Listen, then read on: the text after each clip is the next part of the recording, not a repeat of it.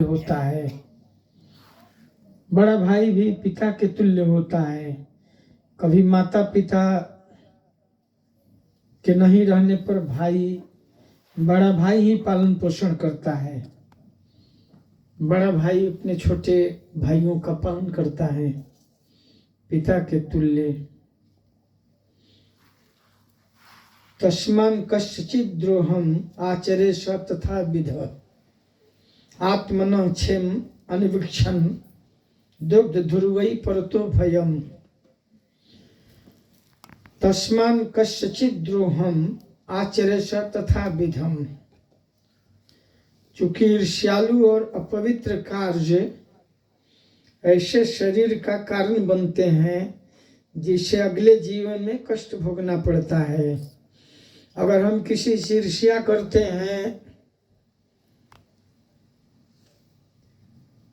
या उसके प्रति कुछ उसका नुकसान करने का प्रयास करते हैं या उसकी निंदा करते हैं या उसको कष्ट देने का प्रयास करते हैं तो वो मुझे भी वही मिलता है। किसी को कष्ट अगर हम देंगे तो हमको भी कष्ट मिलता है। किसी भी प्राणी को कष्ट देना या उसे ईर्ष्या करना भगवान से ईर्ष्या करने के बराबर है, क्योंकि सब में भगवान है ना। सब प्राणियों में परमात्मा सबके शरीर में है, तो सभी देहधारी भगवान के निवास स्थान है, मंदिर है। शरीरम हरि मंदिरम। मंदिर में तो हम विग्रह को स्थापित करते हैं, लेकिन सबके शरीर में परमात्मा रूप से भगवान निवास करते हैं। सब शरीर में जितने भी शरीरधारी हैं उसमें परमात्मा रूप से भगवान है। चाहे किसी भी शरीर में जीव रहता है वहाँ परमात्मा मित्र का कार्य करते हैं। सुहृदम, भगवान सब प्राणियों के मित्र हैं। सुहृदम सर्वदेही नाम। गीता में भगवान बोले मैं सबका मित्र हूँ। भगवान सबके मित्र हैं। चाहे जीव सुअर योनि में या कुत्ता के योनि में जाए वहाँ भी भगवान साथ साथ रहते हैं। सुख में दुख में जीव के साथ भगवान रहते हैं। भगवान ही साथी हैं। आखिरी में साथी हुई हैं हरि जी के नमः। अंत में भगवान ही साथ देते हैं। स्वजन तो श्मशान तक जाते हैं, लेकिन जीव के सदा साथ भगवान रहते हैं। विद्या विनय संपन्ने ब्राह्मणे गविहस्तिनी सुनी चैव सुपाके च पंडिता समदर्शिन। इसलिए जो पंडित हैं विद्वान जन हैं वो सब में भगवान को देखते हैं। समदर्शिन माने सब में भगवान को देखते हैं। विद्या विनय संपन्ने, जो विद्वान हैं, गुणवान हैं, धर्मवित हैं, तत्वित हैं, ज्ञानवित हैं।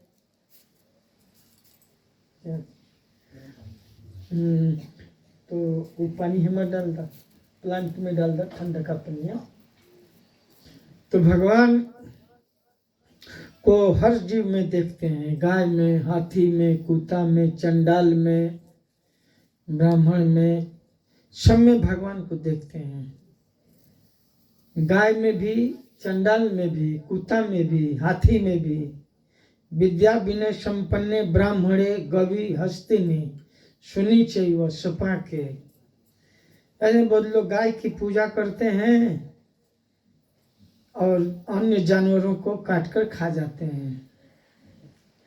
वो लोग बोलते हैं गाय हमारी माता है। गाय हमारी माता है, लेकिन भैंस भी तो हमारी माता है। भैंस का भी दूध लोग पीते हैं। गाय हमारी माता है, हम दूध पीते हैं, तो बकरी का भी तो दूध पीते हैं, भैंस का भी दूध पीते हैं। यहाँ भैंस नहीं है, भारत में तो बहुत भैंसें भी हैं। भैंस का दूध और महंगा बिकता है। उसमें ज़्यादा फैट होता है, ज़्यादा मलाई होता है। भैंस के दूध का दही बहुत अच्छा होता है, उसमें जो राबड़ी है, मावा है, ज़्यादा निकलता है। तो गाय तो हमारी माता है, अब भैंस को क्या कहिएगा। क्योंकि हम तो भारत में बहुत देखते हैं, ज़्यादातर लोग भैंस रखने लगे अब, उसमें ज़्यादा इनकम है। भैंस के दूध में ज़्यादा खोआ निकलता है। क्या बोलते हैं आप लोग खोआ को?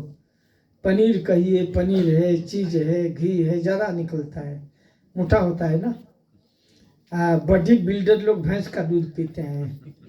बॉडी को बनाने के लिए, ब्रेन के लिए गाय का दूध है। और शरीर बढ़ाना हो, जिम में जाना है तो भैंस का दूध लोग पीते हैं। शरीर को ज़्यादा स्ट्रेंथ देता है भैंस का दूध। और ब्रेन को ज़्यादा फर्टाइल बनाता है cow milk. Cow milk, cow ghee, cow paneer is very fertile for human brain. That's why Chanakya Pandit also mentioned in the age of, from birth to age of 15, you should drink cow milk. जन्म से 15 वर्ष तक गाय का दूध पीना चाहिए, तो हमारा ब्रेन ज़्यादा ये होता है, तेज होता है। ब्रेन जो टिश्यू है उसका ज़्यादा डेवलप होता है गाय के दूध से। अब भैंस के दूध से भैंस बुद्धि हो जाता है, बोलते हैं ना भैंस बुद्धि है। भैंस का जो बच्चा है थोड़ा डल होता है ना, और गाय का जो बच्चा है बहुत ये होता है, फुर्तीला होता है। तो गाय का दूध पीते हैं, इसलिए गाय हमारी माता है। लोग बोलते हैं गाय में देववंश कृष्ण भगवान भी वास करते हैं। तो भैंस का भी दूध पीते हैं, तो भैंस को भी तो माँ नहीं तो मौसी कह सकते हैं ना। गाय माँ है तो भैंस मौसी का दर्जा प्राप्त की है। मौसी जो माँ की बहन होती है उसको मौसी बोलते हैं ना, यही ना बोलते हैं आप लोग भी। अब बिहार में भोजपुरी में लोग कहते हैं कि मौसी से माँ से ज़्यादा मौसी प्रेम करती है, मौसी ज़्यादा प्रेम करती है, माँ से ज़्यादा प्रेम करती है मौसी। मतलब बोलते हैं माई मरे मौसी जिए। माई मर जाए कोई बात नहीं, मौसी को जिंदा रहना चाहिए। लोग बोलते हैं भोजपुरी में कि माई मरे मौसी जिए। मौसी ज़्यादा प्रेम करते हैं। आप लोगों को अनुभव होगा ना, आपकी मौसी हैं बिचारू जी, मौसी है आपके, माँ की सिस्टर है और मदर सिस्टर, तो लोग ज़्यादा प्रेम करती हैं, तो उपहार देती हैं। जाओगे तो पैसा देगी कि बेचारा ब्रह्मचारी हो गया है, बेचारू बेचारू become a brahmachari, how he can maintain, तो please take some money for your travelling preaching, you can purchase some sweet. बोलते हैं ना मिठाई खा ली है, रखा। मौसी पैसा देती है, ला बचवा मिठाई उठाई खा ली है।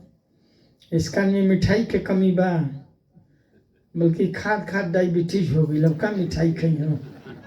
इतना बेचारू जी मिठाई खा लिए हैं, अब जरूरत नहीं है खाने की।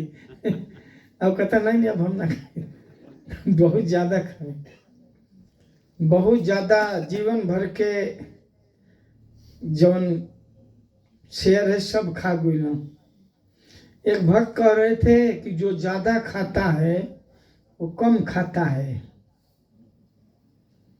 जो ज़्यादा खाता है वो कम खाता है। तो ये कैसे? ज़्यादा स्वीट खाने वाला खा तो बाद में बंद हो जाता है कि मत खाओ, शुगर हो गया। ज़्यादा शुगर बढ़ जाता है तो डॉक्टर बोलता है अब शुगर मत खाना। कि बहुत मीठा खाया तो शुगर लेवल हाई हो गया, तो डॉक्टर बोला अब मत खाना, तो कम हो गया ना, बंद हो गया। और जो थोड़ा थोड़ा खाता है तो जीवन पर्यंत खाता है, till death he can eat, from beginning to end, last तो वो खा सकता है कि नहीं, थोड़ा थोड़ा खाएगा तो। रोज 1-1 किलो आइसक्रीम खाएगा, जीवन में आइसक्रीम ही केवल खाए, कुछ लोग केवल आइसक्रीम ही खाते हैं 1-1 किलो। प्रभु जी हम आइसक्रीम केवल खाते हैं, वो बहुत अच्छा लगता है, खाओ। बस डॉक्टर बोलेगा इंसुलिन लेना पड़ेगा। है थोड़ा मात्रा में ना खाना है, कम खाओ। कोई भी मात्रा में खाएंगे तो ठीक है, तो ज़्यादा खाएंगे तो फिर ब्रेक हो जाता है। इसलिए जीवन में थोड़ा थोड़ा खाएंगे तो पूरे जीवन भर खाएंगे तो ज़्यादा ना हो जाएगा क्वांटिटी। इसलिए जो कम खाता है वो ज़्यादा खाता है, उसका पूरे लाइफ का कैलकुलेशन करिएगा लास्ट में तो उसका ज़्यादा हो जाएगा। 30 वर्ष तक ज़्यादा खाए, 40 वर्ष तक ज़्यादा, बहुत ज़्यादा खाए। एक हमारे मित्र हैं, डॉक्टर हैं, तो मंदिर में आते थे इतना इतना राबड़ी रसगुल्ला खरीदते थे। मंदिर में दान जो देना था उसका स्वीट खरीद लेते थे। बोले दान क्या देना है, वो भी दाने ना है, स्वीट खरीद लिया तो भी दान हो गया। तो मंदिर में दान पेटी में नहीं डालते थे। लड़के को बोले कि दान क्यों करते हो, कुछ खरीद लो ना उसके बदले में, दान ही ना हो जाएगा। तो कोई पैसा भी उनको देता था कि मंदिर में डाल दिए, तो स्वीट खरीद कर उसके लिए भी ले जाते थे कि प्रभु जी मैं सोचा कि दान में क्या डालूं, कुछ मिलेगा ही नहीं, ऐसे तो प्रत्यक्ष कुछ मिल जाता है, दे दिया तो उसके बदले में कोई प्रसाद मिल गया तो दान ही न हो गया वो। तो स्वीट खरीदते थे, इतना इतना स्वीट खाते थे, दंड बैठक भी करते थे, दौड़ते भी थे, फिर भी शुगर हो गया। मैं कहा कि आप तो बहुत दंड बैठक करते हैं, दौड़ते भी हैं, शुगर कैसे हो गया? तो बोला प्रभु जी 1-1 किलो राबड़ी खाता था। मतलब बाप रे बाप, सीमा में न खाना चाहिए, 1-1 किलो राबड़ी खा जाते थे। तो जब मौसी पर कहा कि माई मरे मौसी जिए, मौसी का बड़ा प्रेम होता है। तो गाय माता है, भैंस मौसी है, अब बकरी को क्या बोलिएगा, बकरी का दूध भी पीते, बिचारू जी बकरी क्या बोलिएगा, बकरा को ना मौसा बोलेंगे, बकरी को थोड़े मौसा बोलेंगे। मौसा मौसी में अंतर न है, मौसा पुल्लिंग है, मौसी स्त्रीलिंग है, बकरा का बकरी क्या बात में कर रहे हैं, सी गॉड, तो बकरी क्या बोलेंगे। अरे मौसा माई मौसी हो गई, चाची तो बोल सकते हैं ना, चाची बोल सकते हैं। कभी कभी चाची भी बच्चे को दूध पिलाती है, माँ मर गई तो चाची पालन पोषण कर देती है। तो जितने भी जीव हैं, कहने का मतलब ये है कि हमारे लिए उपयोगी हैं, उन्हें काट कर खाना ही उपयोग नहीं है। एक आदमी कहा, प्रवचन में बैठा था तो कहा कि आप कह रहे हैं बकरी, बकरा, मुर्गा, मुर्गी, मछली नहीं खाना चाहिए, तो इनका क्या होगा, ज़्यादा हो जाएंगे। तो मतलब चिंता क्यों कर रहे हैं, ज़्यादा हो जाएंगे तो इसकी चिंता जो बनाया है वो न करेगा। दुनिया बनाने वाला जो बनाया है, कुछ दिमाग लगा कर न बनाया है। आप नहीं किस काम में आएंगे, मछली है, मुर्गा हो, तो मतलब बहुत ज़्यादा जनसंख्या हो गई है तो काट कर खाएंगे। आपके परिवार में ज़्यादा बच्चे बच्ची हो जाए, सन, ग्रैंड सन, ग्रेट ग्रैंड, तो उनको कत्ल करेंगे आप। भगवान ने बनाया है, उनका अलग उपयोग है। तो बोले कि आप बोलते हैं पाप है मछली खाना, अंडा खाना, लोग बोलते हैं संडे हो या मंडे खाओ खूब अंडे। तो नवजुग महाराज पर कहते हैं फिर पड़ेंगे यमराज के डंडे। तो बोलते हैं ना संडे या हो मंडे खाओ खूब अंडे, तो फिर पड़ेंगे यमराज के डंडे। तो वो आदमी कहा कि ये भी चौपाई है कि जो नर मछली खाते हैं मुंडा पूछ सहित, वो बैकुंठ जाते हैं नाती पूछ सहित। वो आदमी बोला, वो कहा कि ये भी तो पुराण में ही ना है, उसको मालूम नहीं था कि ये पुराण में है कि मनगढ़ंत पुराण में है। खाने वाले भी चौपाई बनाते हैं, खाने वाले लोग भी चौपाई गढ़ लेते हैं कि जो नर मछली खाते हैं मुंडा पुष सहित वो बैकुंठ जाते हैं नाती पुष सहित। समझ रहे हैं बेचारू जी? वो कहा कि जो लोग मछली खाते हैं पूंछ और मुंडा सहित, उसका मूड़ी पूछ सहित खा जाते हैं। मूड़ी पूछ काटना न पड़ता है, लेकिन बोला कि जो लोग पूंछ और मूड़ी सहित मछली खा जाते हैं, सिर पूंछ सहित, तो वो बैकुंठ जाते हैं नाती पुत सहित। नाती पुत मैंने son, grand son, great grand son, वो बैकुंठ जाते हैं, सब बोला। कहा कि ये भी शास्त्र में है। मैं कहा शास्त्र में नहीं है, आपके जैसे खाने वाले लोग मन से गढ़ लिए हैं। लोग बना लेते हैं ना खाने वाले। एक आचार्य जी थे तो बिना स्नान किए खाते थे। संस्कृत के आचार्य थे, प्राचार्य थे संस्कृत में, ब्राह्मण थे, द्विवेदी थे, प्राचार्य थे, संस्कृताचार्य। तो मैं कहा कि स्नान करके खाना चाहिए आपको, आप ब्राह्मण हैं। 10 बजे 11 बजे नहाते थे, तब गायत्री करते थे। तो मैं कहा गायत्री त्रिकाल संध्या है, सुबह में करना चाहिए, फिर दोपहर में, फिर शाम को। तो बोले खा पीता करे स्नाना, तापर खुश रहे भगवाना। चौपाई वो बोले, चौपाई बनाए थे, बोला कि स्नान करके तब न खाना चाहिए, अब ब्राह्मण हैं, भगवान के पूजा करके गायत्री सुबह कर लेना चाहिए। तो बोले कि नहीं नहीं, खा पीता करे स्नाना, तापर खुश रहे भगवाना। समझ रहे आप? बोले खा पी करके स्नान करेंगे तो भगवान खुश रहेंगे। चौपाई बनाए थे, खा पीता करे स्नाना, तापर खुश रहे भगवाना। तो मैं कहा कि आलसी लोग जो है, आलसी लोग कुछ न कुछ चौपाई बना लेते हैं अपने मन से। तो यहाँ पर वसुदेव जी शास्त्र का तर्क दे रहे हैं कि आपको नहीं मारना चाहिए, आपकी बहन है, छोटी है, पुत्री के समान है। लेकिन कंस करा कि नहीं नहीं, जब काल बनकर आई है तो बहन है, ये तो हमारी काल है, ये बहन के रूप में हमारी काल ना आई है, मुझे ही मार देगी तो क्या होगा, ये नहीं रहेगी तो कोई बात नहीं, मैं राजा हूं, साम्राज्य कौन देखेगा। लोग बोलते हैं ना कि मुझे रहना जरूरी है, इतना बड़ा साम्राज्य बनाया हूं, इतने लोगों को मैं वेतन दे रहा हूं, पार्लियामेंट में इतने सांसद हैं, सबका मैं बॉस हूं, मुझे देश चलाना है।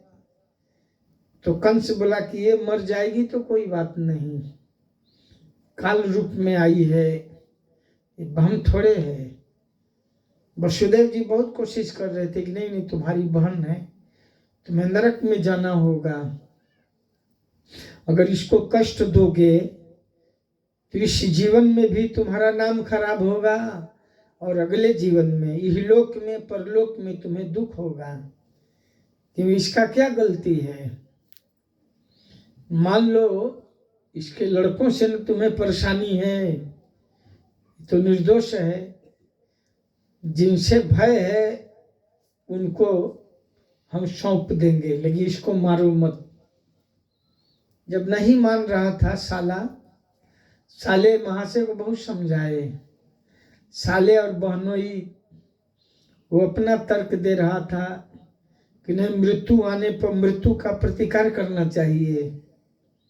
भाई आपको सांप काटने के लिए आ रहा है तो आप क्या कटवाइएगा कि सांप को मारिएगा, या कोई आपको मारने के लिए आ रहा है तो आप बचाव करेंगे ना, बचने के लिए कोशिश करेंगे।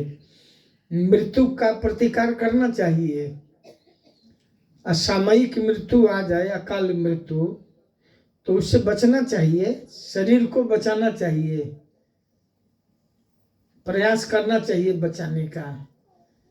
कभी कभी समय से पहले कोई किसी को मार देता है, किसी को जला देता है, किसी को काट देता है, तो उसे बचना चाहिए।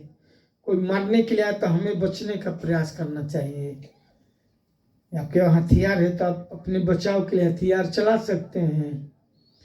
अपने प्राण रक्षा के लिए आदमी को उपाय करना चाहिए। जैसे बीमार हो गया तो औषधि लेना, शरीर को स्वस्थ रखने के लिए वैसा युक्त आहार विहार करना। ऐसा नहीं कि मरना ही है ना, छोड़ो क्या दवा लेना है। कुछ लोग बोलते हैं कि प्रभु जी आप ज़्यादा शुगर मत खाओ, तुम्हें शुगर है तो क्या करना है, मरना ही नहीं है, खाकर मरो। बहुत लोग को हम देखे हैं कि आपको शुगर है ना, मीठा के खा रहे हैं। अरे प्रभु जी मरना ही नहीं है तो खाकर मरो ना, तो बोलते बेचारू जैसा, बिरयानी खाकर मरो ना, क्या कर रहे हैं। मैं बोला कि रोटी खाइए। इनको मैं कहा कि आपको शुगर है तो रोटी खाओ। इनको भात और बिरयानी बहुत प्रिय है, खाने में दाल भात है और यही बात है, दिन के बाद रात है। तो कोई कोई शरीर को बोलते हैं मरना ही ना है, कितना भी लाख करो कोशिश, एक दिन तो मरना ही है। लेकिन मरना है, लेकिन समय पर न मरना है। अभी समय है तो कुछ काम करो, आए हो तो कुछ काम करो। इस संसार में आए हैं तो हमारा कर्तव्य कुछ करना चाहिए, कुछ काम करो, कुछ काम करो, जग में रहकर कुछ काम करो। संसार में आए हैं तो कुछ अपना काम करना चाहिए। भक्त लोग आते हैं तो प्रचार करके हम प्रचार करेंगे। भक्त लोग कहते हैं भगवान हमें लंबी आयु दीजिए कि मैं ज्यादा प्रचार कर सकूं। लंबी आयु होगी तो ज्यादा प्रचार करेंगे, या जो भी क्षेत्र में होंगे तो शरीर स्वस्थ हो, लंबी आयु हो, लोग कामना करते हैं आपकी लंबी आयु हो, जगत में अच्छा काम कीजिए। तो मृत्यु को सहज रूप में गले नहीं लगा लेना चाहिए।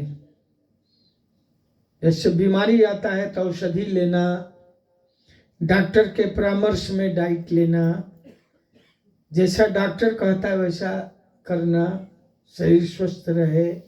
स्वस्थ शरीर में ही ना भजन होगा। शरीर को नहीं संभालिएगा तो बीमार हो जाएगा, तो कैसे माला जपेंगे, कैसे प्रचार करेंगे। स्वस्थ शरीर जरूरी है, एक इंस्ट्रूमेंट है, इसको प्रीचिंग के लिए हम उपयोग करते हैं। तो शरीर को संभालना, इसको स्वस्थ रखना, उसको मृत्यु से बचाना, तो शरीर का हम को भगवान की सेवा में लगा सकते हैं। सनातन गोस्वामी मरने जा रहे थे। सनातन गोस्वामी के शरीर में घाव हो गया था, पस आ रहे थे। वृंदावन से पैदल चल करके जगन्नाथपुरी गए थे, तो रास्ते में जल विकार, इधर उधर का पानी पीते थे और खाने का भी कभी खाना कभी नहीं खाना। तो भोजन और जल के असामयिक सेवन से उनके शरीर में विकार हो गया था, घाव हो गए थे, पस आ रहे थे। तो चैतन्य महाप्रभु जब उनको पुरी में आए हुए देखे तो उनका आलिंगन किए, स्वागत किए। तो चैतन्य महाप्रभु के शरीर में पस लग जाते थे। तो चैतन्य महाप्रभु के इस भाव से वो दुखी हो जाते थे कि हमारे शरीर में जो पस है, जो घाव के अंदर से जो श्राव हो रहा है, चैतन्य महाप्रभु के शरीर में लग जाता है। तो सोचे मैं आत्महत्या कर लूंगा। तो सनातन गोस्वामी विचार किए कि रथ यात्रा के दिन जगन्नाथ जी के सामने उनके रथ में चक्कों के बीच में आकर आत्महत्या कर लूंगा, शरीर छोड़ दूंगा। रथ यात्रा बहुत शुभ तिथि है और जगन्नाथ जी के सामने अपना शरीर त्याग करना चाहते थे कि रथ के चक्कों के बीच में मर जाऊंगा, ऐसा विचार कर रहे थे कि नहीं तो महाप्रभु के शरीर में सब पश लग जाते हैं हमारे शरीर के। तो चैतन्य महाप्रभु तो स्वयं भगवान हो, समझ गए। चैतन्य महाप्रभु उनके अंतर मन के बात को जान गए और कहे कि सनातन, ये शरीर जो है तुम्हारा नहीं है, कृष्ण की संपत्ति है। ये शरीर जो है कृष्ण की संपत्ति है, इसको ऐसे ही नष्ट नहीं करना है। गुरु कृष्ण की संपत्ति है ना शरीर। शरीर भगवान ने दिया, उनकी संपत्ति, इनको भगवान के सेवा में लगाना। मानस देहा गेहा जे किछु मोर, अर्पिनु तुया पदे नंद किशोर। शरीर है, मन है, बुद्धि है, धन है, जो भी है भगवान की संपत्ति है। और जब व्यक्ति दीक्षा लेता है तो गुरु कृष्ण को देह को समर्पित कर देता है। दीक्षा काले शिष्य करे आत्म समर्पण, दीक्षा के समय समर्पण कर देते हैं गुरु को, गुरु कृष्ण को समर्पण। इसलिए गुरु कृष्ण की संपत्ति है। चैतन्य महाप्रभु की सनातन, ये शरीर जो है तुम्हारा नहीं है, तो ईश्वर की संपत्ति है, गुरु कृष्ण की संपत्ति है। इसको तुम्हें नष्ट करने का अधिकार नहीं है, इसको हमें टेक केयर करना है। ये शरीर पर भी ध्यान देना है कि ईश्वर की संपत्ति है और इसको ईश्वर की सेवा में लगाना है। इसलिए शरीर को बचाना है। कभी संकट आने पर उसका समाधान निकालना। तो वसुदेव जी कहे कि शरीर, किसी का भी शरीर हो उसके लिए वो प्रिय है। तो आपकी मृत्यु तो इसके पुत्रों से होने वाली है, इसको मत मारो, मैं वचन देता हूं इसके जो भी पुत्र होंगे हम दे देंगे। इसके पुत्र जो भी होंगे जन्म लेंगे, मैं आप समर्पण कर दूंगा, प्रतिज्ञा करता हूं।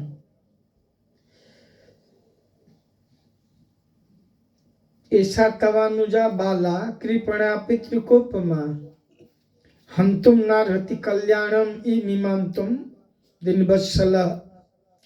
तुम्हारी छोटी बहन बेचारी देवकी तुम्हारी पुत्री के समान है और वह लाड़ प्यार से पाले जाने के योग्य है। तुम दयालु हो, अतः तुम्हें इसका वध नहीं करना चाहिए। निस्संदेह यह तुम्हारे स्नेह की पात्र है। बोले ये तुम्हें स्नेह करना चाहिए, इस पर तुम पर आश्रित है और बेचारी है, असहाय है। तुम अगर इसकी रक्षा नहीं करोगे तो उनको कौन कर सकता है? माता पिता स्वजन भाई यही न रक्षा करते हैं। बहन की रक्षा करना भाई का धर्म होता है। माता पिता भाई अपनी छोटी बहन को की रक्षा करते हैं और बेचारी असहाय है, दिन वत्सल है। तो इस तरह से सुखदेव गोस्वामी उसको कंक्लूड करते हैं कि स एवं ससा सामभिर्भेदरी बध्यमानो पिदारुण न निवर्ततः कौरव्य पुरुषाद अननुव्रतः। सुखदेव गोस्वामी कहते हैं कि हे कुरु वंश में श्रेष्ठ परीक्षित, हे परीक्षित, कंस अत्यंत क्रूर था। कितना भी समझा रहे थे वसुदेव जी, लेकिन उसको फर्क नहीं पड़ रहा था। जैसे कुत्ते की पूंछ को आप कितना भी फिजियोथेरेपी करिए, मसाज करिए, सीधा करके लाठी में बांध कर रखिए, फिर खोलेंगे तो फिर ऐसे मुड़ जाता है। कुत्ते की पूंछ, लोग बोलते हैं कुत्ते की पूंछ की तरह है। इसको कितना भी समझाइए फिर वही का वही ऐसे मुड़ कर हो जाता है। राधा गोविंद महाराज कह रहे थे कुत्ते की पूंछ को 100 वर्ष तक डंडे में बांध करके सीधा करके छोड़ दीजिए। महाराज के कि तेल घी लगा करके खुद फिजियोथेरेपी करिए सीधा करके और लाठी में बांध करके कि सीधा हो जाएगा। तो महाराज बोले 100 वर्ष के बाद भी खोलेंगे तो फिर ऐसे ही मुड़ जाता है। महाराज कहे कि यद्यपि कुत्ते की आयु 100 वर्ष नहीं होती है। महाराज कह रहे थे कि मैंने कुत्ते की पूंछ की तरह कंस भी कितना भी वसुदेव जी समझा रहे थे, तुम्हारी बहन है, बहुत छोटी है, तुम्हें तो अपनी पुत्री जैसा इसको स्नेह करना चाहिए, ये अवसर भी विवाह का है, लेकिन नहीं समझ रहा था। तो बोले हट साला कहीं का, तू नहीं समझेगा। वसुदेव जी को गुस्सा आ गया तो अपने साले को डांट रहे थे, हट साले, वो कितना समझाऊं, अपना खाकर कितना समझाऊं। तो बोलते हैं तुम बुद्धि के चौपट हो। अरे मन में गाली दे रहे थे लेकिन बाहर से उसका प्रशंसा कर रहे थे। मन से तो बहुत थे कि ये बहुत बदमाश है, खल है, खल था, तो भी उसको ऊपर से कह रहे थे आप तो बहुत दयालु हैं, बहुत श्लाघनीय गुण, आप में तो बहुत दिव्य गुण है, आपके लिए आचरण ऐसा शोभा नहीं देता है, प्रशंसा कर रहे थे। कभी कभी मूर्ख को भी, गधे को भी प्रशंसा करना चाहिए। तो वसुदेव जी उसकी प्रशंसा कर रहे थे बाहर से, अंदर से तो यही सोचते कि ये साला बदमाश है, तो ये साला सुधरेगा नहीं। तो बोलते हैं ना, गाली देते हैं, तो साला था ही, उनका रिश्ता में साला ही न लगता था। तो अंदर तो बहुत थे कि बहुत बदमाश है, तो मूर्ख है, ये समझेगा नहीं। मूर्ख व्यक्ति को कितना भी समझाइए जल्दी नहीं समझता है। बंदर मुठ, बानर की तरह मुट्ठी पकड़ लेता है तो छोड़ता नहीं है। बानर मुठ जानते हैं? बानर को पकड़ने वाले लोग मटके में चना रख देते हैं और उसका मटके का मुख बहुत कम होता है।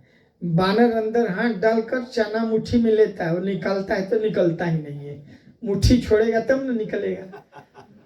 और दाना के लोभ में, चना के लोभ में मुट्ठी छोड़ता नहीं है तो मटके का मुंह में हाथ अटक जाता है। अब बानर पकड़ने वाले उसको पकड़ लेते हैं, बंदर को पकड़ने वाले चना रख देते हैं और मटके का मुंह थोड़े में ही होता है, हाथ जाएगा, एक मुट्ठी बांधेंगे और चना भी लेकर तो बड़ा हो जाएगा ना, तो नहीं निकल पाते। उसको बानर, बंदर मुठ कहते हैं। तो कंस भी बंदर मुठ की मुट्ठी छोड़ ही नहीं रहा था। नहीं, हम मारेंगे ही, हमारी काल है, हमारी बहन थोड़ी है, हमको जब मार ही देगी, इसका ही लड़का हमारा ये होगा। वसुदेव जी बहुत समझा रहे थे। शास्त्र में कहा गया कि जैसे मूर्ख को कितना भी ज्ञान दीजिए तो समझता नहीं है जल्दी। उपदेशो ही मूर्खाणाम प्रकोपाय न शांतये पयःपानम भुजगानम केवलम विषवर्धनम। चाणक्य पंडित लिखते हैं मूर्ख को ज्ञान देने से और उसको गुस्सा आता है।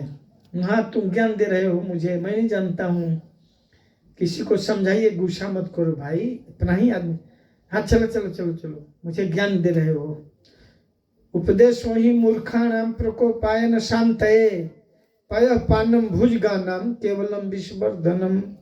शाम को दूध पिलाइएगा तो ऐसा नहीं कि वो नहीं काटेगा, बल्कि और उसका विष बढ़ता है।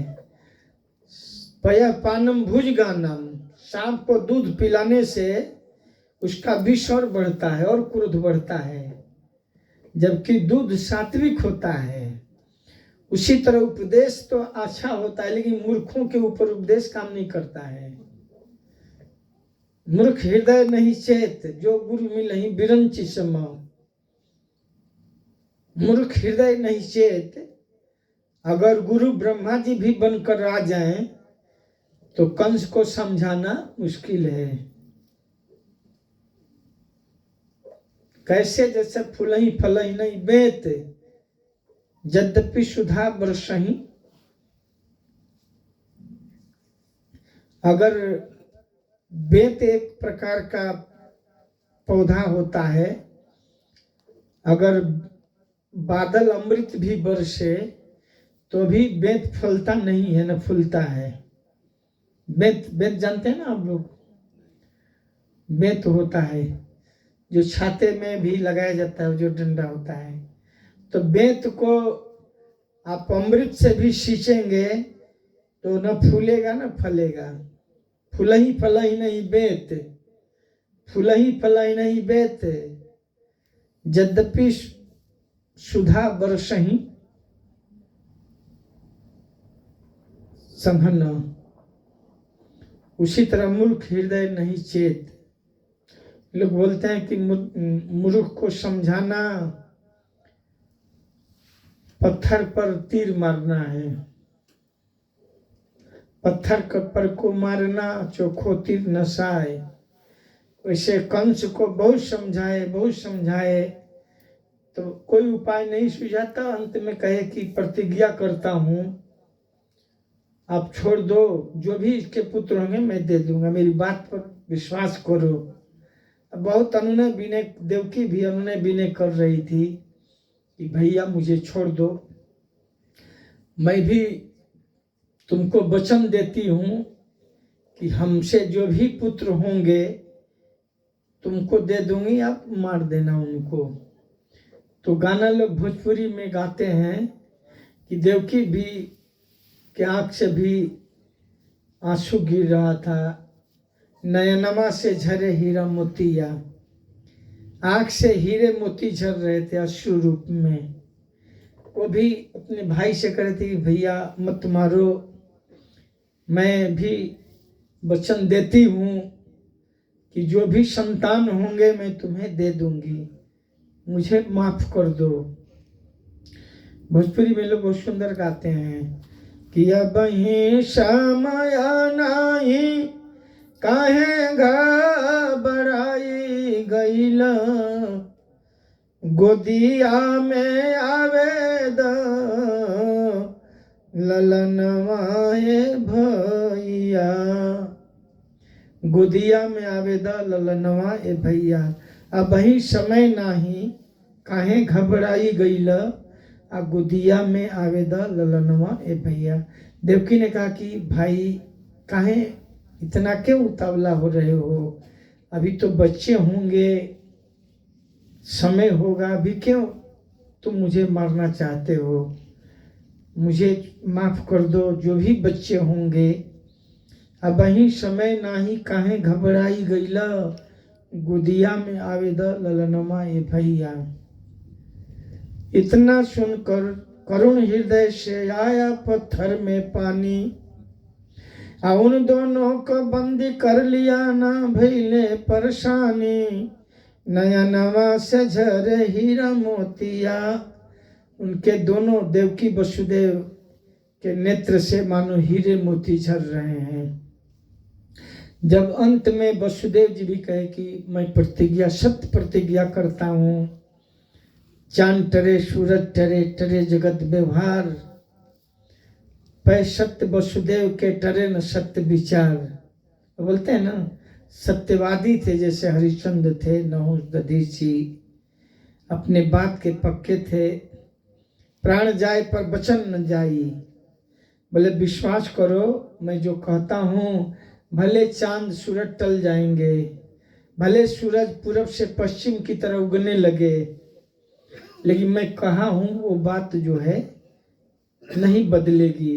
मत मारो, तुम्हारी बहन है। चांद टले सूरज टले, चले जगत व्यवहार, पै दृढ़ हरिश्चंद्र के टले न सत्य विचार।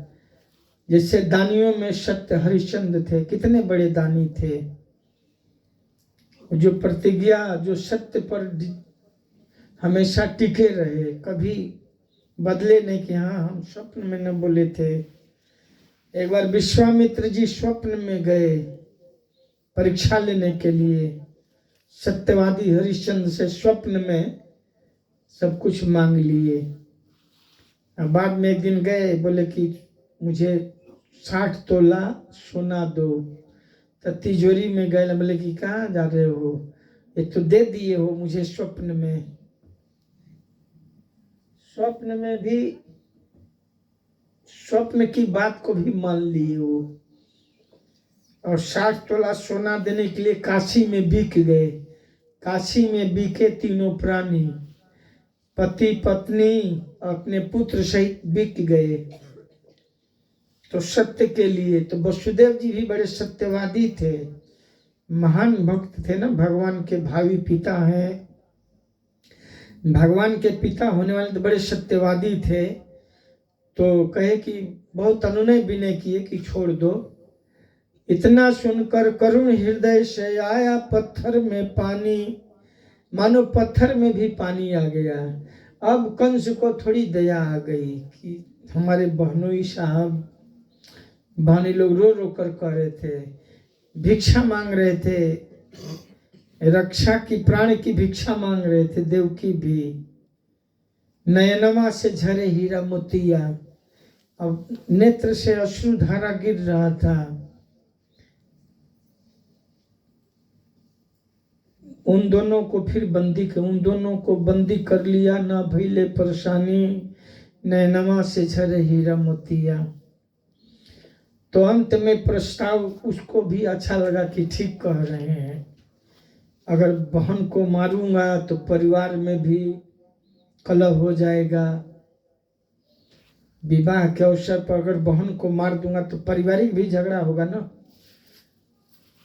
कहीं देवक महाराज नाराज नहीं होंगे, अन्य सदस्य भी नाराज होंगे कि बहन को मार दिया शादी के दिन।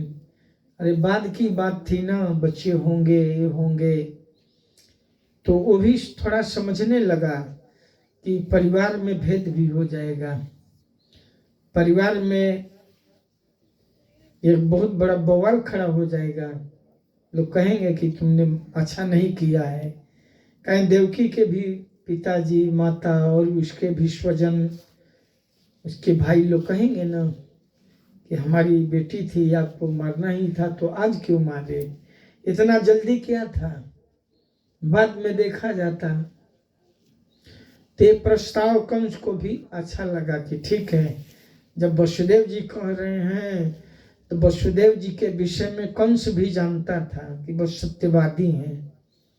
वसुदेव जी कभी भी झूठ नहीं बोलते थे और जो बोलते थे वो पालन करते थे। वसुदेव के विषय में सब लोग जानते थे कि महान सत्यवादी हैं, धर्मात्मा हैं, कभी भी असत्य का पर नहीं चलने वाले हैं। तो अंत में कंस जो है स्वीकार कर लिया कि ठीक है, जब आप कह रहे हैं तो ठीक है, प्रस्ताव हमें मंजूर है।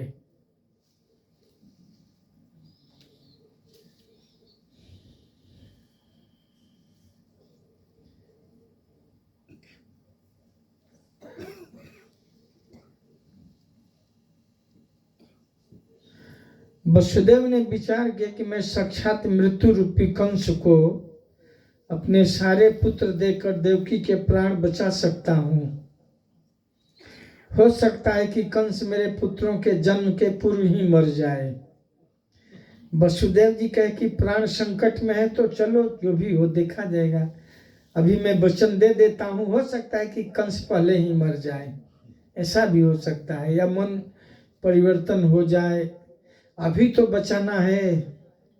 प्राण रक्षा करने के लिए झूठ भी बोल सकते हैं। किसी का प्राण संकट में है, उसको प्राण बचाने के लिए झूठ भी अगर कोई बोल दे तो उसको झूठ नहीं माना गया है।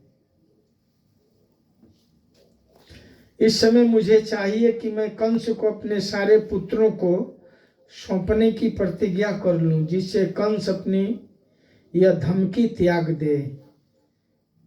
और यदि आगे चलकर कंस मर जाता है तो फिर मुझे डरने की कोई बात नहीं रह जाती। अपने पुत्रों को कंस को सौंपने का वचन देकर वसुदेव अपनी पत्नी देवकी के प्राण बचाना चाह रहे थे। उन्होंने सोचा हो सकता है भविष्य में कंस मर जाए, या हो सकता है कि मेरे पुत्र ही न हो सकता है मेरे पुत्र ही न हो, क्योंकि दैववश कुछ भी हो सकता है। यह समझ सकना बहुत कठिन है कि विधाता द्वारा किस तरह व्यवस्था की जाती है। इस तरह वसुदेव ने निश्चय किया कि मैं देवकी को मृत्यु के आसन संकट से उबारने के लिए अपने पुत्रों को कंस के हाथों सौंप देने का वचन दे दूं। अग्निर यथा दारुण वियोग जो गयो दृष्टिम अंतर्निमित्त मस्तिम एवं ही जंतोरपि दुर्विभाव्यम शरीर संजोग वियोग हेतु।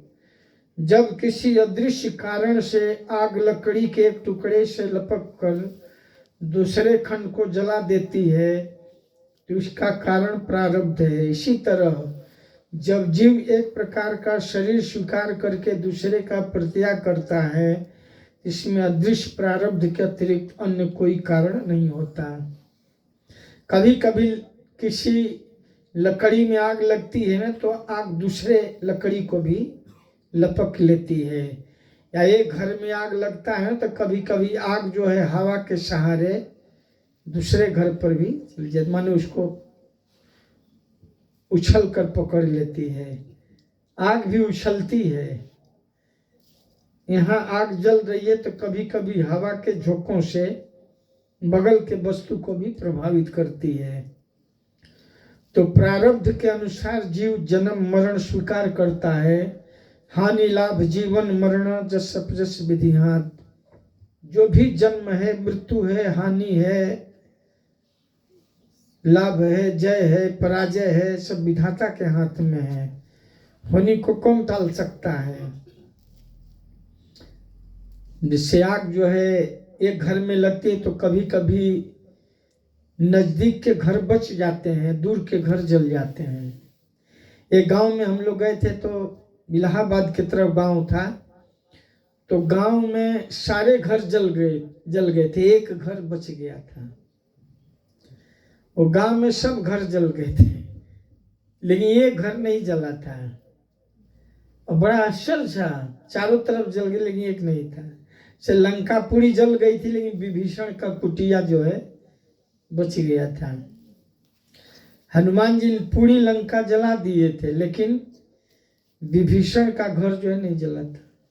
उलट पलट कपि लंका जलायो, मणि बचायो विभीषण के। तो गांव में भी हम लोग देखे कि भगवान की ऐसी कृपा कि सब घर जल गए थे लेकिन एक घर सुरक्षित। वो भक्त का घर था और शालीग्राम रखे थे, पूजा करते थे, बहुत उम्र हो गया था उनका,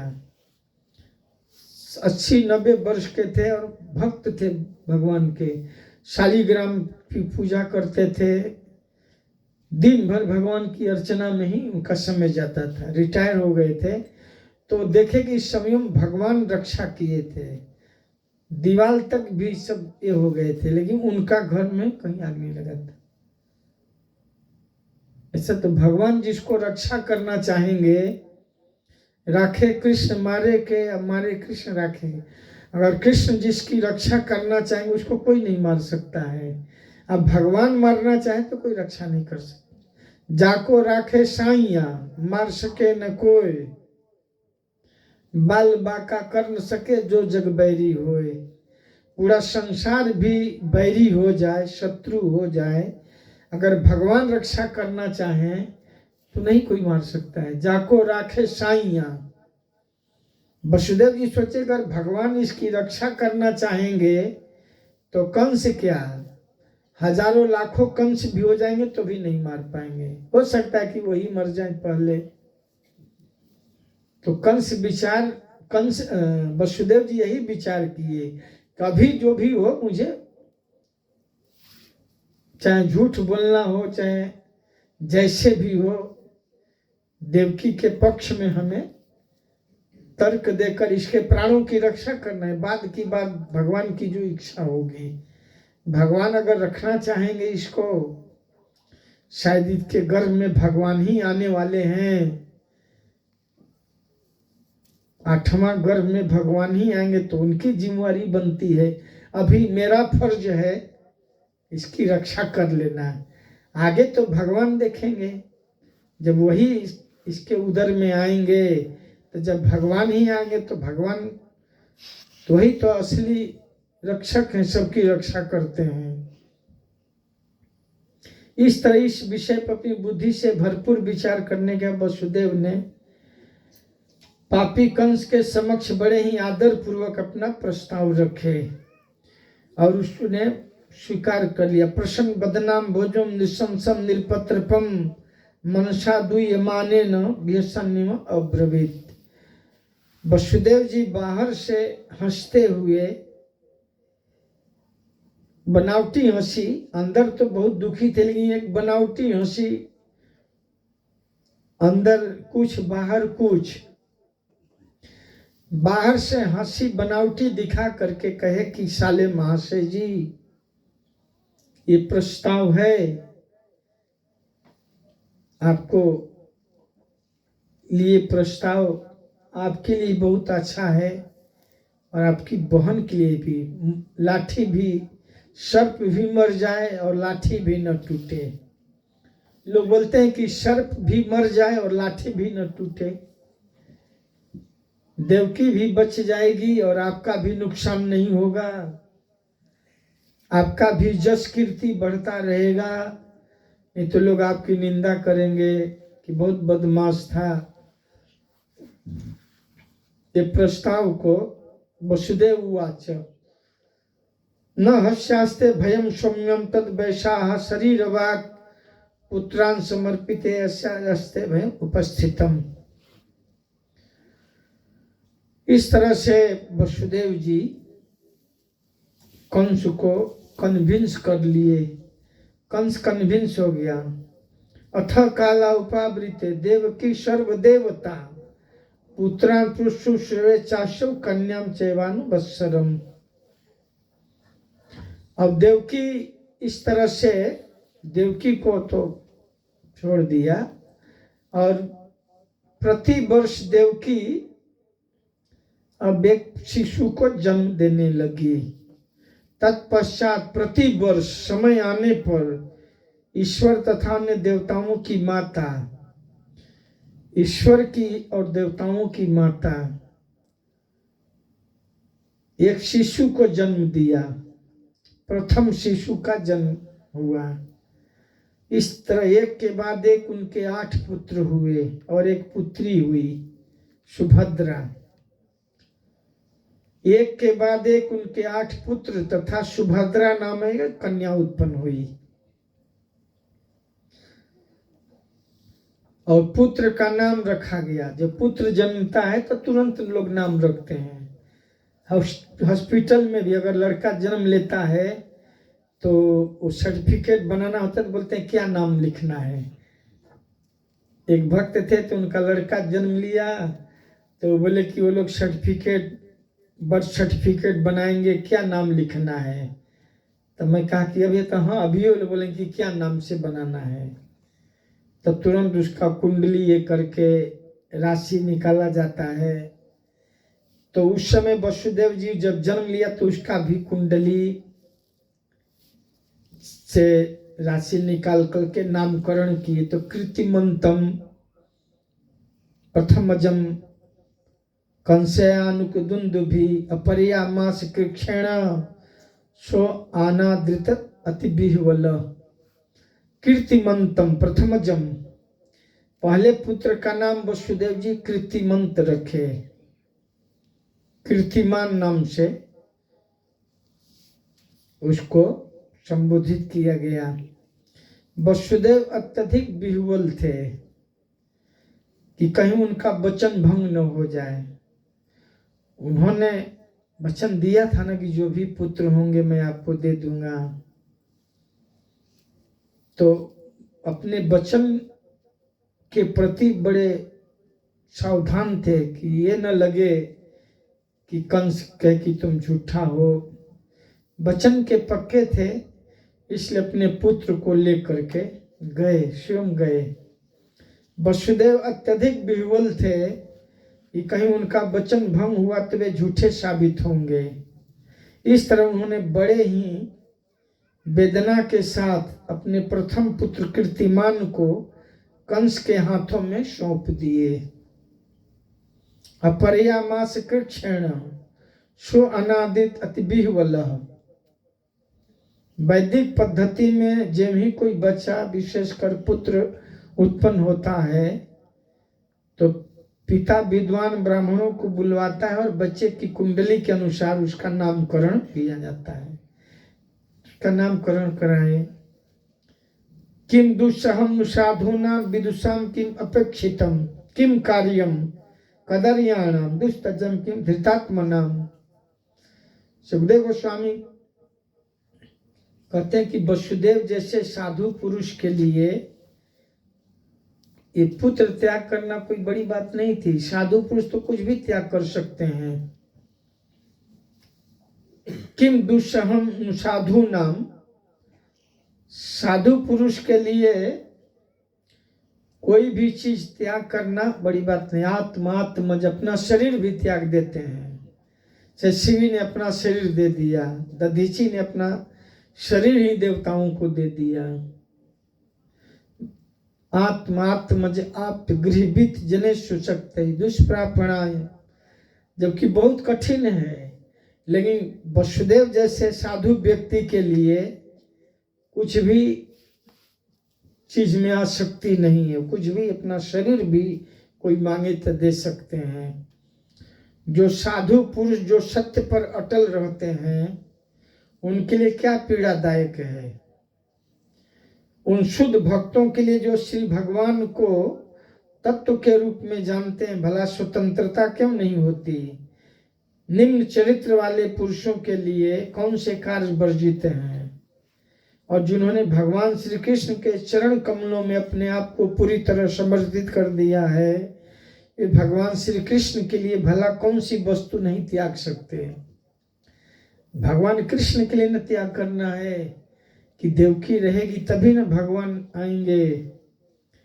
देवकी भगवान की जननी है तो इसकी रक्षा करना है। तो भगवान के लिए मानो अपने पुत्र का त्याग कर रहे थे कि भगवान का आगमन होने वाला है। तो वसुदेव का त्याग जो है, अपने पुत्रों का जो त्याग है, भगवान के लिए कर रहे हैं। क्योंकि देवकी के 8वें पुत्र से कंस का वध होना था। यह प्रश्न किया जा सकता है कि वसुदेव को पहले पुत्र को ले जाकर देने की क्या आवश्यकता थी।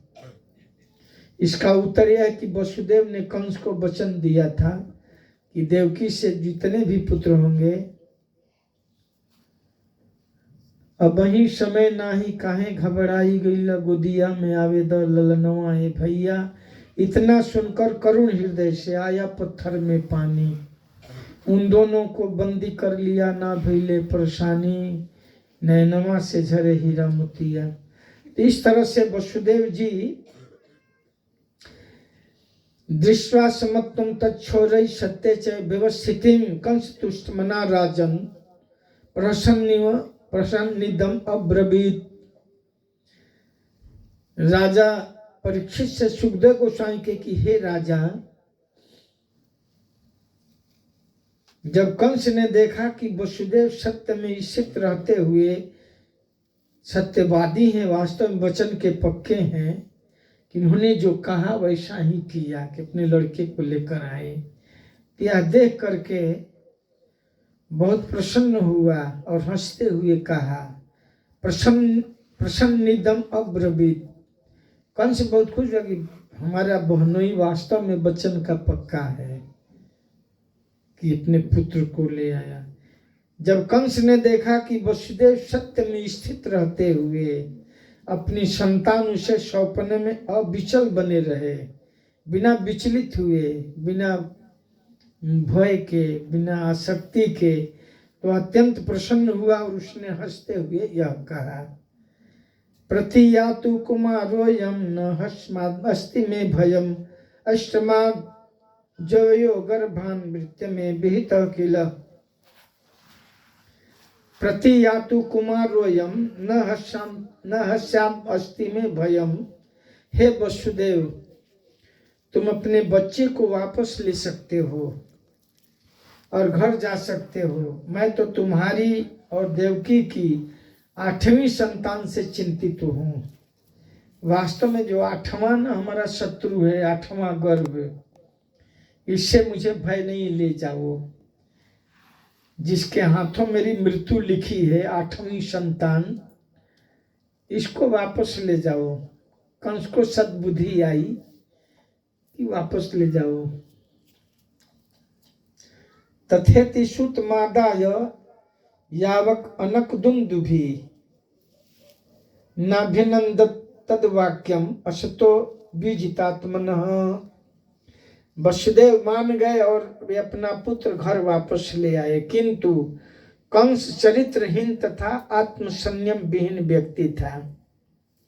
अतः वसुदेव जानते थे कि कंस के शब्दों का कोई भरोसा नहीं है। वसुदेव जी तो घर आ गए, लेकिन उनके मन में था कि कंस कब क्या इसका मन बदलेगा, कोई ठीक नहीं है। चरित्रहीन है, असंयम, आत्मसंयम विहीन व्यक्ति है। जो चरित्रहीन है और जो संयमी नहीं है, जिनके जीवन में कोई साधन नहीं है, तपस्या नहीं है, आत्मसंयमी नहीं है, तो ऐसे व्यक्ति के वचन पर भरोसा नहीं किया जा सकता है। कब क्या बोलेगा, बोल देगा नहीं मैंने थोड़े बोला था। कभी भी कुछ बोल सकता है, यह बात को पलट सकता है। तो वसुदेव जी के मन में ये था कि हो सकता है कि बाद में कुछ और बोल दे। हे भरतवंशियों में श्रेष्ठ महाराज परीक्षित, नंद महाराज तथा उनके संगी ग्वाले तथा उनकी स्त्रियां स्वर्ग लोक के ही निवासी थे। इसी तरह वसुदेव आदि विष्णु वंशी तथा देवकी और यदु वंश की अन्य स्त्रियां भी स्वर्ग लोक की निवासी थीं। नंद महाराज तथा वसुदेव के मित्र संबंधी शुभ चिंतक तथा ऊपर से कंस के अनुयायी लगने वाले व्यक्ति सभी देवता ही थे। यदु वंश में सब देवता लोग आए थे और देवताओं की स्त्रियां आई थीं। पहले बतलाया जा चुका है कि पूर्ण पुरुषोत्तम भगवान श्री विष्णु ने ब्रह्मा जी को बतला दिया था कि धरती का कष्ट हरने के लिए मैं अवतार लूंगा। आप सभी देवता लोग, बंद करता हूँ, जा करके यदुवंश में जन्म लीजिए। नंदियाद्याते ब्रजे गोपा यास्मिश्चांश जोषित विष्णयो वसुदेवाद्या देवक्याद्या यदुस्त्रियः। ये सब भगवान की योजना से हो रहा था। भगवान यदा यदा ही धर्मस्य ग्लानिर्भवति भारत, दुष्टों का जब आतंक ज्यादा बढ़ जाता है, यदा यदा ही धर्मस्य, जब धर्म का हानि हो जाता है और आसुरी वृत्तियां ज्यादा बढ़ जाती हैं, बाढ़ई असुर अधम अभिमानी, जब जब होई धर्म के हानि, बाढ़ई असुर अधम अभिमानी, तब प्रभु धर्म मनुष्य शरीरा। जब जब भी अधर्म बढ़ जाता है और धर्म का नाश हो जाता है, धर्म का पतन हो जाता है, ग्लानिर्भवति, तब भगवान आते हैं और उनके आने से पहले उनके जो परिकर हैं आ जाते हैं। जैसे प्राइम मिनिस्टर के आने से पहले उनके कर्मचारी सुरक्षा व्यवस्था देखने के लिए रोड विभाग, इलेक्ट्रिक विभाग, ट्रैफिक विभाग सब पहले से आ जाता है ग्राम पर सारी व्यवस्था देखने के लिए। तो भगवान के आने से पहले उनके अनुयायी, उनके जो सेवक हैं पहले आते हैं वैसा प्लेटफॉर्म तैयार करने के लिए। मान लिया प्राइम मिनिस्टर आना है, प्राइम मिनिस्टर को, तो उनके आने से पहले ही उनके सिक्योरिटी विभाग के लोग आ जाते हैं सुरक्षा की जायजा लेने के लिए। उनके आने से पहले ही रोड बन जाता है, इलेक्ट्रिक की व्यवस्था हो जाती है। कभी कभी लोग सोचते हैं कि हमारे यहाँ कोई मिनिस्टर आए, जो मिनिस्टर के आने से पहले म्युनिसिपल वाले साफ सफाई सब हो जाता है कि ये रूट से जाने वाले हैं, तो सफाई विभाग सफाई कर देता है। और रोड बनाने वाला रोड भी बना देता है कि मिनिस्टर साहेब आने वाले हैं। प्राइम मिनिस्टर का अगर आना हो जिस क्षेत्र में तो उधर काफी डेवलप हो जाता है। युद्ध गति पर रोड बनना, ये करना, सारी व्यवस्था करना। तो भगवान तो सबसे बड़े सर्वलोकई महेश्वरम, सारे लोगों के महाईश्वर हैं। वो जब आएंगे तो उनके आने से पहले सारी व्यवस्था दुरुस्त हो जाती है, पृथ्वी की शोभा बढ़ जाती है, नदियों का पानी, समुद्र सब दिव्य हो जाते हैं, वृक्षों में फल फूल सब हो जाता है, ऋतु में शीतल मंद सुगंध हवाएं बहने लगती हैं, सब कुछ अनुकूल हो जाता है, ग्रह दिशाएं सब अनुकूल हो जाता है। और उनके जो सेवक हैं, यम ब्रह्मा बुद्रेंद्र रुद्र, जितने देवता हैं, यक्ष हैं, किन्नर हैं, गंधर्व हैं, सारे लोग उनकी सेवा में पहले आ जाते हैं।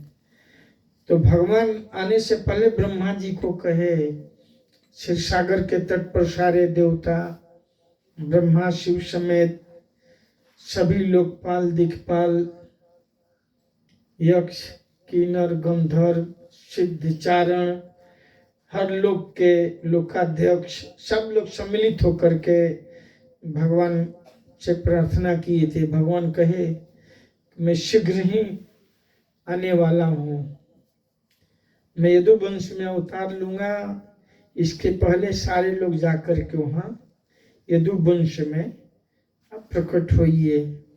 तो सभी ये सब देवलोक के वासी थे, भगवान के परिकर थे, और भगवान के लीला में सहायक बन करके आए हैं। एक बार नारद मुनि कंस के पास गए, नारद को बोलते हैं ना कि झगड़ा लगाते हैं, तो बोलते हैं बड़ा नारद है। कोई इधर उधर झगड़ा लगाता है ना, तो बोलते हैं नारद है, जानता कि नहीं झगड़ा लगाता है। तो कंस जो है वसुदेव जी को बोला कि ले जाइए, ये पुत्र से मुझे थोड़े भय, 8वां है। एक दिन नारद जी आए, नारद जी चाहते थे कि कंस जो है ज्यादा द्रोह करे देवकी वसुदेव से, परम वैष्णव से ज्यादा द्रोह करेगा तो इसकी आयु क्षीण हो जाएगी, जल्दी मरेगा। नारद जी चाहते थे कि जल्दी मरे और अनुकूल हो जाएगा, उनके माता पिता की सेवा करेगा, वैष्णवों के प्रति अच्छा आचरण करेगा तो आयु बढ़ जाएगी। वैष्णवों की सेवा करने से आयु बढ़ जाती है। तो नारद जी देखे कि भगवान के माता पिता के प्रति इसका भाव अनुकूल हो गया है और पुत्रों को भी वापस कर रहा है। तब नारद जी आए और कहे कि देखो मैं सुमेरु पर्वत से होते हुए आ रहा हूँ, वहाँ ब्रह्मा जी के साथ मीटिंग हो रही थी, सारे देवता लोग आए थे और भगवान शीघ्र आने वाले हैं देवकी के पुत्र रूप में। और कौन नंबर पर आएंगे कोई पता नहीं, भगवान कोई भी नंबर पा सकते हैं। 8 लाइन खींच कर बता कि इधर से गिनोते 8 होगा, इधर से गिनोते होगा, 20 से गिनोगे, कहीं से गिनोगे तो कौन 8 होगा कौन मालूम, 8वां कौन होगा आप कैसे जान सकते हो। ऊपर से गिनोगे तो अंतिम वाला 8 होगा, इधर से गिने तो 8 होगा। नारद जी चाहते थे कि इसकी मति जो है सुधरे न, और सुधर जाएगा तो बच जाएगा, चाहे देवकी वसुदेव का आशीर्वाद प्राप्त हो जाएगा तो न मरे। इसलिए नारद जी उसको उल्टा समझाए, ऐसा मत सोचो, बेवकूफ हो तुम, विष्णु बड़े चालाक हैं, किधर से भी आ सकते हैं, कोई भी पुत्र में 8 क्या पहले भी आ सकते हैं, बहुत छलिया हैं, द्वितम छलयता मौसमी, भगवान छलकारियों में दूध किरणा है, मत समझो कि 8 पर ही आएंगे। 8 अपनी गणना के अनुसार न जानते हो, कोई भी संख्या 8 हो सकती है। तो नारद जी एतद कंसाय भगवान संशयाद्भित्य नारदः भूमे भाराय माणानाम दैत्यानाम च बधोद्मयम। एक बार नारद मुनि कंस के पास गए और उससे बतलाया कि पृथ्वी के अत्यंत भार रूप असुर व्यक्तियों का किस प्रकार वध किया जाने वाला है, इस तरह कंस अत्यधिक भय तथा संशय में पड़ गया। यह पहले ही बतलाया जा चुका है कि माता पृथ्वी ने ब्रह्मा जी से भार रूप असुरों से उत्पन्न कष्ट से छुटकारा पाने के लिए याचना की थी। वह पृथ्वी गो रूप में ब्रह्मा जी के पास गई थी कि मुझे असुरों का भार सहन नहीं हो रहा है। पृथ्वी का, समुद्र का या जो भी भार है, मुझे वो भार नहीं है, लेकिन असुरों का भार जो है मैं सहन नहीं कर पाऊंगी। तो भगवान वहां भी वचन दिए थे, याचना की थी। ब्रह्मा जी ने उसे बतलाया कि साक्षात भगवान श्री कृष्ण अवतीर्ण होने वाले हैं। भगवान श्री कृष्ण वचन भी दिए हैं कि नहीं, मैं आने वाला हूं। इस तरह से नारद जी कंस को छेड़ दिए। उसके क्रोध को, मैंने सुई हुई लकड़ी में जो आग है उसको प्रज्वलित कर दिए। और यदुवंशियों के प्रति कंस का द्वेष, ईर्ष्या और फिर जाग गया। इस तरह की बात है। कहा कि जितने भी यादव हैं सब देवता हैं, भगवान कृष्ण की योजना के अनुसार आए हैं और सब असुर मारे जाएंगे। हरे कृष्ण, धन्यवाद। इसके आगे हम लोग कल सुनेंगे किस तरह से फिर कंस जो है पुनः देवकी के पुत्र को मंगाता है और मारता है। हरे कृष्ण, हरे कृष्णा। तो ऐसे सुंदर कथा जो महाराज ने हमें श्रवण कराई, हम सब साथ में एक बार महामंत्र से महाराज को धन्यवाद देंगे। सभी लोग बोलिए हरे कृष्णा, हरे कृष्णा, कृष्णा कृष्णा, हरे हरे, हरे राम, हरे राम, राम राम, हरे हरे। और श्रीमान विक्रम और दयाल और उनके पत्नी को बहुत बहुत धन्यवाद उनके उपस्थित के लिए। और अभी आरती होगा, कृपया सभी लोग खड़े हो जाइए। और आरती के बाद जो लोग प्रसाद नहीं लिए तो प्रसाद लेकर फिर प्रस्थान हो जाए। हरे कृष्ण।